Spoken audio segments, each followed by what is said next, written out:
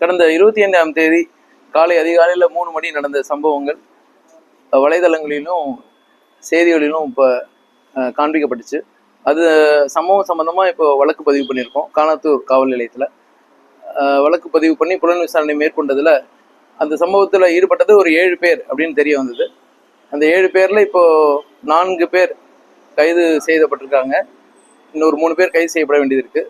அந்த சம்பவத்தில் ஈடுபட்ட 2 வாகனங்கள் அது 2மே இப்போ பறிமுதல் செய்யப்பட்டிருக்கு. இப்போ மேற்கொண்டு புலன் விசாரணை தொடர்ந்து கொண்டிருக்கிறது. இன்னும் ஒரு 3 பேர் எடுக்க வேண்டியது இருக்கு. விரைந்து அந்த 3 குற்றவாளிகளும் எடுக்கப்படுவார்கள். சம்பவத்தை வந்து கம்ப்ளீட்டா நீங்க ஒளிபரப்புனீங்க. அதனால அதுல மேலும் விவரிக்கிறதுக்கு அதுல பெருசா ஒண்ணும் இல்லை. இருந்தாலும் புலன் விசாரணை இருக்கிறது அதனால கண்டிப்பா மோட்டிவ் அப்படின்னா ஒண்ணும் இல்லை. அங்க ஏற்கனவே அந்த முட்டுக்காடுக்கு புகார்தாரர் வராங்க.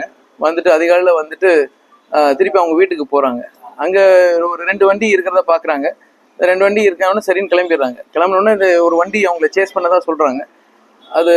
அதன் அடிப்படையில் தான் இப்போ புலன் விசாரணை பண்ணிருக்கோம். அது புலன் விசாரணையில் இருக்கிறதுனால அது மேற்கொண்ட தகவல் பெருசா சொல்ல முடியாது. பட் இதுல நீங்க சேஸ் பண்ணாங்கன்ற விஷயத்த நீங்க தெளிவா காமிச்சிருக்கீங்க. நாங்க இது புலன் விசாரணை எனக்கும் பார்த்துருக்கோம்.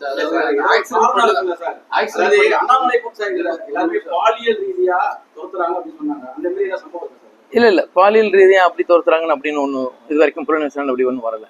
இப்போதைக்கு கைது நடவடிக்கை எடுக்கப்பட்ட 4 குற்றவாளிகள் எடுத்திருக்கோம். அவங்க அது மாதிரி ஒன்றும் கருத்துக்கள் இல்லை. எங்க புலன் விசாரணை அப்படி இருக்க மாதிரி இல்லை.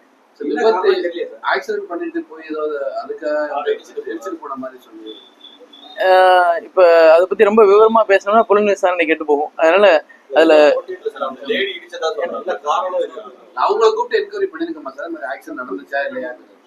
என்னங்க சொல்றீங்க? பெண்ணை கூப்பிட்டு விசாரிச்சிருக்கோமா ஆக்சிடென்ட் நடந்துச்சா இல்லையா? கண்டிப்பா விசாரிச்சிருக்கோம். அவங்க வாகனத்துல இடிச்சாங்கன்ற ஒரு கிளைம் இருக்கானா அப்படிலாம் ஒண்ணும் இல்லை. வாகனத்துல இடிப்படலை எதுவும். இன்னொரு வாகனத்தை சேஸ் பண்றாங்க. அது ஒரு சின்ன மிஸ்கன்செப்ஷன் இருக்கு. அது என்னன்னு புலன் விசாரணையில அவுட்கமா வெளியில வரும். இவங்க ஏதாவது குடிபோதையில இருந்தாங்களா சார்? இல்ல வண்டி ஓட்டணும் வேற குடிபோதை? வண்டி ஓட்டணும் இல்ல, குடிபோதையில. குறிப்பிட்ட ஒரு கட்சியோட கொடி அந்த கார்ல இருந்துச்சு. அதோட பின்புலம் என்ன சார்? கண்டிப்பா இதுல கட்சிக்கோ இதுக்கும் எதுவும் சம்பந்தம் இல்லை. இதுல இந்த சம்பவத்துல வந்து பயன்படுத்தப்பட்ட ஒரு வண்டியில ஒரு கட்சி கொடி இருந்ததா பார்த்துருப்பீங்க. அது காமிச்சிங்க. அது இந்த ஓட்டுநர் அது வந்து அதை பயன்படுத்தியிருக்காரு. அது தன்னுடைய ஒரு பார்க்கிங் லாட் யூஸ் பண்றதுக்கும் இந்த டோல்கேட்ஸ் இதெல்லாம் அவாய்ட் பண்றதுக்காக தான் அது பயன்படுத்தின மாதிரி தெரியுது. அவர் எந்த ஒரு கட்சியோடையும் அது தொடர்பு இருக்கிற மாதிரி எந்த ஒரு புலன் விசாரணை தெரிய வரல. இப்போ நம்ம இந்த 7 குற்றவாளிகள் சொல்லியிருக்கோம். 7 பேர்ல 6 பேர் ஒரு 5 பேர் ஒரு குறிப்பிட்ட ஒரு கல்லூரியில இங்க படிக்கிறாங்க. ஒரு நபர் வந்து வெளிமாநில கல்லூரியில படித்துக் கொண்டிருக்கிறார். இன்னும் ஒருத்தர் வந்து இப்ப படிச்சு முடிச்சுட்டாரு, வேலை பார்த்துட்டு இருக்காரு.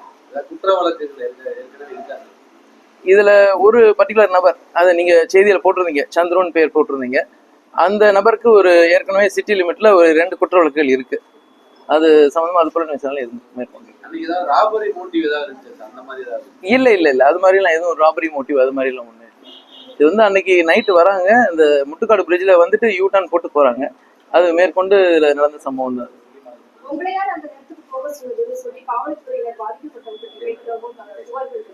இல்ல அது நான் அந்த கருத்தை கண்டிப்பா நாங்க முற்றிலும் மறுக்கிறோம். அது மாதிரி எதுவும் இல்லை. புகார்தாரர் வந்து 24 நைட்டு விடிஞ்சா 25ங்க அன்னைக்கு நடந்த சம்பவம். புகார்தாரர் அடுத்து வராங்க 26ஆம் தேதி காலையில வராங்க. வந்த உடனே அவங்களுக்கு நம்ம CSR போட்டு கொடுத்துட்றோம். ஒரு தனிப்படைகள் அமைக்கிறோம். 4 தனிப்படைகள் அன்னைக்கு அமைக்கப்பட்டு அது அவங்க கொடுத்த புகார் உண்மைதானு விவரமா பார்த்துருக்கோம். CCTV ஆராய்ஞ்சிருக்கோம். அப்புறம் டோல்கேட்ஸ் தான் செக் பண்ணியிருக்கோம். அதன் அடிப்படையில திருப்பி நம்ம வழக்கு பதிவு பண்ணிருக்கோம்.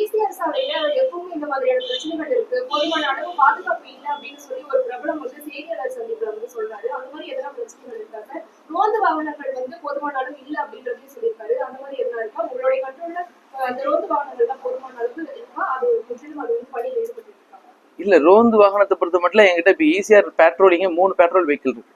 அதனால உடனுக்குடன் நீங்க அன்னைக்கு இந்த புகார்தாரர் கொடுத்த கம்ப்ளைண்ட்ல கூட பாத்தீங்கன்னா அவங்க வீட்டுக்கு ரீச் ஆன உடனே காவல்துறைக்கு அழைப்பு விடுக்கிறாங்க. கரெக்டா 10 நிமிஷத்துல காவல்துறை அங்க ரீச் ஆறாங்க. அந்த புகார்தாரே சொல்றாங்க, எங்களுக்கு மன மகிழ்ச்சியோட சொல்றாங்க, இந்த மாதிரி காவல்துறை உடனே எங்களுக்கு வந்து உதவி பண்ணாங்க அப்படின்னு சொல்லிட்டு. அதனால இந்த ஈசிஆர் ரோட்ல என்ன சம்பவங்கள் நடந்தாலும் சரி, அது உடனுக்குடன் இது வரைக்கும் நடவடிக்கை எடுக்கப்பட்டு வந்துட்டு இருக்கு. அதனால இப்போ அது மாதிரியான தவறான புகார்கள் இது வரைக்கும் காவல்துறை மேல எதுவும் இல்லை. 2 கார்கள் பறிமுதல் செய்யப்பட்டது. ஆமா. 2 காருமே யார் உரிமையாளர், யார் பயன்படுத்தினாங்க? அதை எடுத்து பயன்படுத்தினாங்க. ஓகே, இது இந்த சம்பவத்தில் ஈடுபட்டது 2 காரு. ஒன்று தார் வெஹிக்கிள், இன்னொன்று சஃபாரி வெஹிக்கிள். அதுதான் நீங்க தொலைக்காட்சியில காமிக்கிறீங்க. அதுல என்னன்னா ஒரிஜினல் ஓனர்ஸ் வந்து பாத்தீங்கன்னா ஒரு 2012 2011 அந்த மாதிரி இயர்ஸ்ல வாங்கின கார். அது பல பேர் கை மாறி இப்ப குற்றவாளிகளை யாரும் நம்ம சொல்றோமோ அவங்க கிட்ட இப்ப பயன்பாட்டுல இருக்கு. இல்ல, சந்துருன்றவரு அது இப்ப வச்சிருக்காரு காரை. அது ஒரு 3 பேர்கிட்ட கை மாறி அவர்கிட்ட வந்திருக்கு. அது ஒரிஜினல் ஓனர் பாத்தீங்கன்னா கன்னியாகுமரிக்காரர். இன்னும் பேர் மாத்தப்படாம அவரு வழியா வந்து இப்ப அவர் பயன்படுத்திக்கிட்டு இருக்காரு. ஆமா, சந்துரு தான் பயன்படுத்திட்டு. ஆமா, அதாவது ஒருத்தர் அனீஷ்னு ஒருத்தர் வாங்குறாரு, ஒரு பினான்ஸ்ல இருந்து வாங்குறாரு. அவர்கிட்ட இருந்து இவர் எடுத்துட்டு வந்தாரு ஒரு 6 மாசத்துக்கு காலத்துக்கு முன்னாடி. அந்த காரை வாங்குறதுக்கு ஒரு பயன்பாட்டுக்காக வாங்கிட்டு வர்றாரு. திருப்பி அவர்கிட்ட கொடுக்காம இவர் ஓட்டிக்கிட்டு இருக்காரு. அனீஷ் அப்படின்ற ஒருத்தர் நபரோடது. அவரு இந்த சந்துரு தேடிக்கிட்டு இருக்காரு தினமும், எங்களுக்கு காரை கொண்டாந்து கொடுங்கன்னு சொல்லி. அவரு தான் இவர் தவறா பயன்படுத்தியிருக்காரு. அவரு ஏற்கனவே ஒரு குற்ற வழக்குகள் அவர் மேல இருக்கு. சந்துரு மேல சிட்டி லிமிட்ல 2 குற்ற வழக்கு. என்னங்க? தார் வெஹிக்கிள் வந்து இங்க ஊட்டியில இருந்து இருக்கக்கூடிய ஒரு நபர் இப்ப பயன்படுத்துறாரு. அவருடைய பையன் தான் வச்சிருக்காங்க. எது இந்த 2 காருமா? இல்ல, சம்பவத்துல ஈடுபட்ட அந்த காரை கரெக்டா நம்ம எடுத்து சீஸ் பண்ணிருக்கோம், பறிமுதல் பண்ணிருக்கோம். நம்ம கஸ்டடியில தான் இப்ப இருக்கு.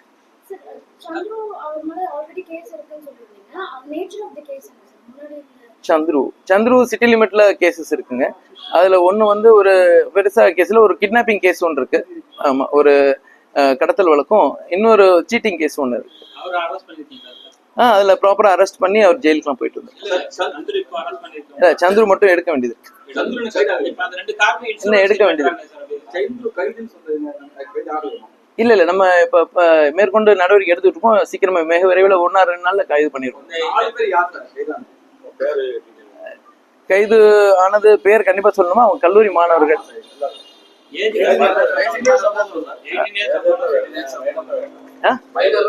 இல்ல, எல்லாருமே கல்லூரி மாணவர்கள். அதனால 20 வயசு வேண்டாம்னு நினைக்கிறேன். புலன் விசாரணை தான் இருக்கு, பாத்துக்கலாம்.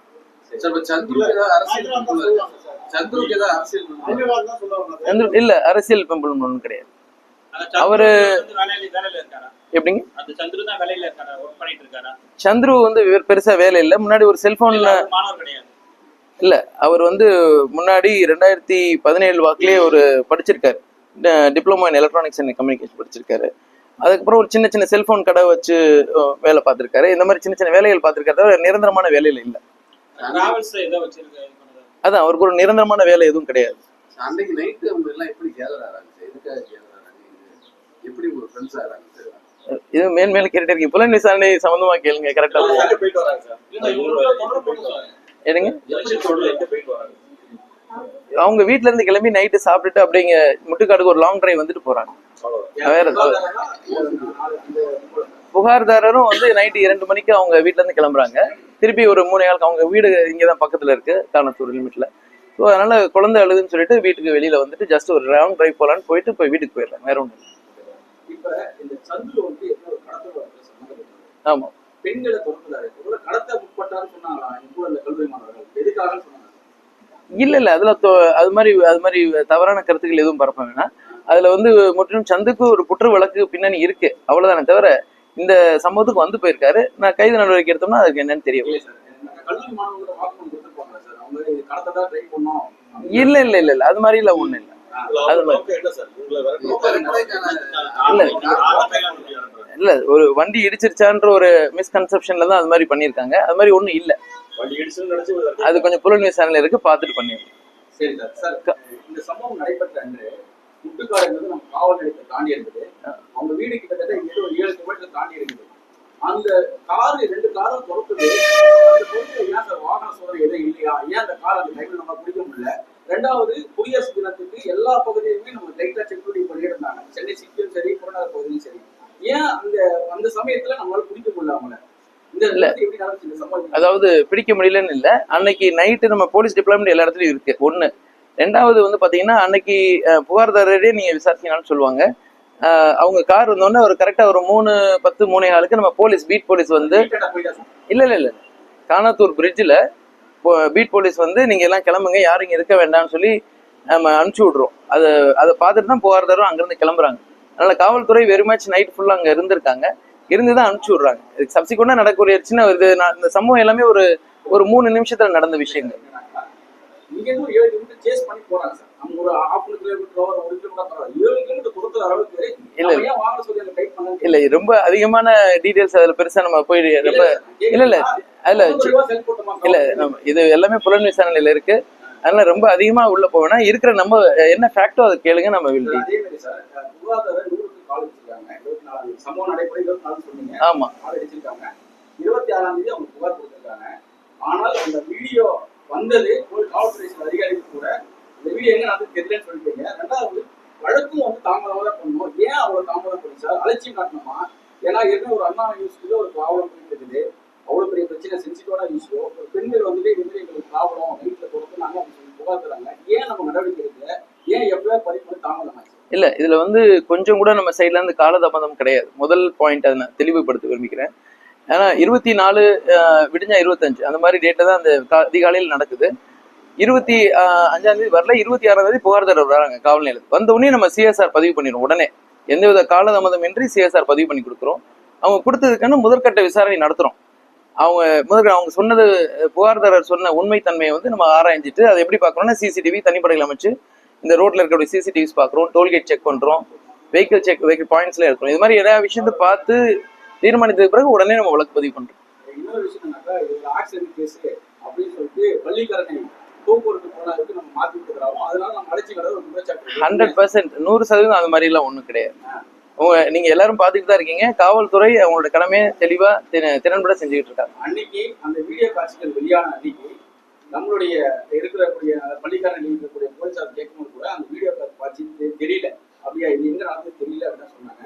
அதுக்கப்புறம் இந்த சிஎஸ்ஆர் காப்பி வந்ததுக்கு அப்புறம் ஒரு காவல்துறை காவலத்துல புகார் கொடுத்துருக்கோம் அப்படின்னு தெரிய வருது. ஏன் அவ்வளவு அலட்சியமா நம்ம செயல்படுறோம்? இல்ல அதாவது நமக்கு வந்து வீடியோ காட்சிகளை அந்த சம்பந்தப்பட்ட புகார் கொடுத்த எஸ்ஐ நம்ம தெரிவிக்கலையா? இல்ல நம்ம நாலேஜுக்கு வந்துருச்சு. அது சம்பந்தமா தான் நம்ம 2 நாள் இந்த தனிப்படையில் அமைச்சு அது புலன் விசாரணை மேற்கொண்டு முதற்கட்ட விசாரணை முடிச்சதுக்கு அப்புறம் தான் உடனே நம்ம எஃப்ஐஆர் பதிவு பண்றோம். காலதாமதமின்றி காவல்துறை அவங்க நடவடிக்கை எடுத்திருக்காங்க. இப்ப சரியான முறையில நியூட்ரலா நம்ம செயல்பட்டு இருக்கோம். புலன் விசாரணை மேற்கொண்டுட்டு இருக்கோம். 7 பேர் கரெக்டா பிக்ஸ் பண்ணிருக்கோம். சம்பவத்துல வந்தவங்கள 4 பேர் கைது செஞ்சிருக்கோம், 3 பேர் இன்னும் கைது செய்ய வேண்டியது. தேங்க்யூ. அதே மாதிரி இந்த விவகாரத்துக்கு சம்பந்தப்பட்ட ஒரு நபர் ஒரு அரசியல் கட்சி பிரமுக ஊராட்சி மன்ற தலைவரோட மகன் சொல்றாங்க. ரெண்டாவது ஒரு போலீஸ் அதிகாரி வந்து உதவி பண்றதா சொல்றாங்க. யாரு பேப்பர்ல கூட அந்த செய்தியெல்லாம் வந்திருக்கு. இல்ல அது மாதிரி ஊடகங்கள்ல பல செய்திகள் வந்துட்டு தான் இருக்கு. அது மாதிரி எல்லாம் எதுவும் தவறான கருத்துக்களை தயவு செய்து மக்கள் முன்னாடி கொண்டு போக வேண்டும். இல்ல அதாவது இத புலன் விசாரணை இருக்கக்கூடிய இப்ப இந்த கேஸ்ல சம்பவத்துக்கு வந்த நபர்கள் யார்? அவங்க வந்து கல்லூரி மாணவர்கள்.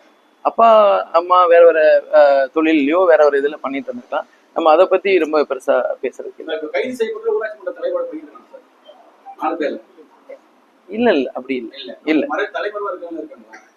இல்ல அதை பத்தி நம்ம விசாரிச்சுதான் சொல்லணும். இப்பவே அவசரப்பட வேண்டாம்.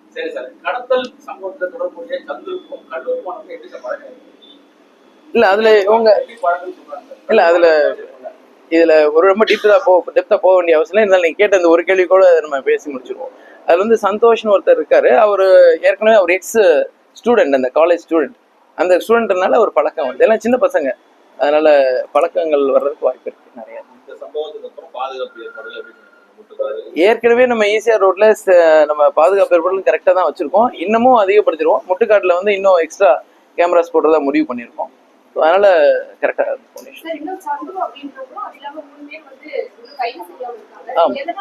சந்துருவோட சேர்ந்து 2 பேர்.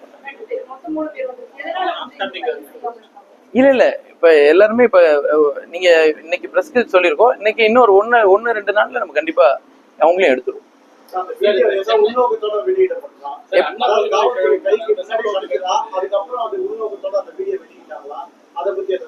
இது உள்நோக்கம்லாம் ஒன்றும் இல்லை. அவங்க புகார்தாரர் அவங்க எடுத்த பதிவை இன்னொரு ஃப்ரெண்ட்ஸ்கிட்ட கொடுத்துருக்காங்க. அது அப்படியே வெளியில் நீக்க விட்டாங்க. யாரு? இல்ல இல்ல இல்ல, மாணவர்கள்லாம் படிக்கக்கூடிய கல்லூரி மாணவர்கள், அந்த மாதிரி எதுவும் பெருசா இல்லை. சார், அண்ணா பல்கலைக்கழகத்துல பாலியல் தொடர்ந்து நடக்குது. இது மக்கள் மத்தியில வந்துட்டு பாலியல் சீண்டலாம் தான் பேசுது, பேச்சு மக்கள் மத்தியில் காலத்துக்கு பேச்சு.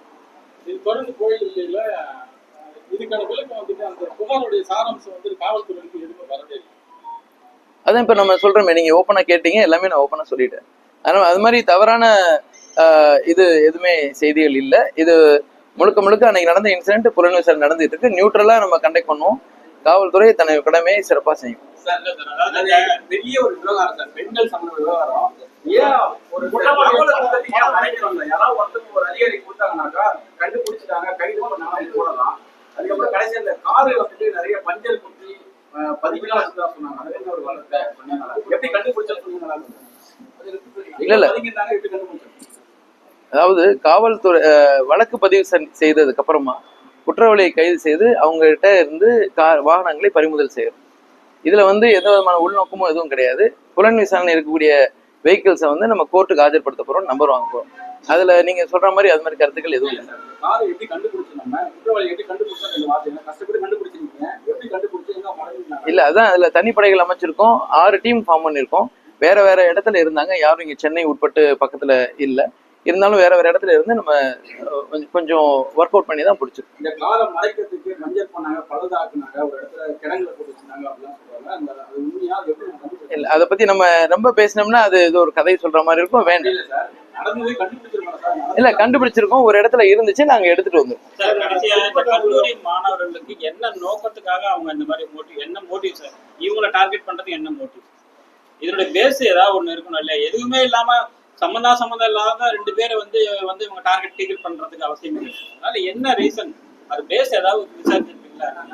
என்ன காரணத்துக்காக அவங்க வந்து இவங்க மேல அட்டாக் பண்ண வந்தாங்க? அந்த பையன் ஓடி வந்து கார் கண்ணாடி அடிக்கிறான், அந்த அளவுக்கு பண்றான், ஒரு இல்ல அது வந்து ஒரு ஒண்ணு இல்ல. அதான் நம்ம சொல்ற புலன் விசாரணை என்னன்னு சொன்னேன். இருந்தாலும் பரவாயில்ல, நீங்க ரொம்ப டெப்தா கேங்க. அதுல ஒண்ணும் இல்ல, அது ஒரு ஆக்சிடென்ட் நடந்திருக்குமோன்னு ஒரு மிஸ்கன்செப்ஷன் தான், ஒரு பிம்பம் தான் அது. அது மாதிரி ஒண்ணு நடக்கல. ஆனா அது விசாரணையில நமக்கு தெரிய வந்திருக்கு. நம்ம மேற்கொண்டு அதை சொல்லலாம். வேற ஒண்ணும் அதுல ஒண்ணும் மோட்டிவ் இல்ல. ஈஸியா பகுதி வந்தாக்கா பெண்கள் வந்து ஒரு பதட்டமா இருப்பாங்க. 100% மக்கள் வந்து பதட்டப்பட வேண்டிய அவசியம் கிடையாது. ஈசிஆர் பகுதியில ரொம்ப அமைதியான சூழ்நிலை நிலவிக்கிட்டு இருக்கு. அதனாலதான் மக்கள் நிறைய பேர் வந்து போறாங்க. இருந்த போதிலும் எங்களுடைய ரோந்து வாகனங்களை இன்னும் அதிகப்படியான ரோந்து வாகனங்களை ஈடுபடுத்துவதாக இருக்கிறோம்.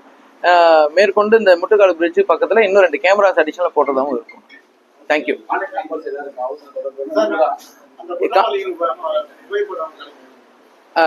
காவல்துறையில இருந்து இப்ப புலன் விசாரணை இருக்கக்கூடிய கேசஸ், அதனால இப்ப அவசரப்பட வேண்டாம்.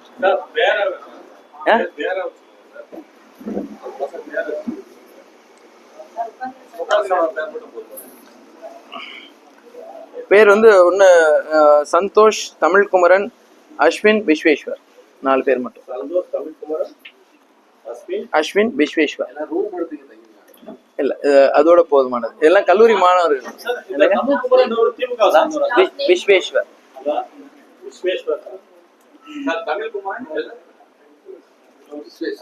சந்தோஷ், தமிழ்குமரன், அஸ்வின், விஸ்வேஸ்வர். இல்ல, வெளியில தனியா எல்லாம் வெளியூர் பசங்க இங்க படிக்கிறாங்க.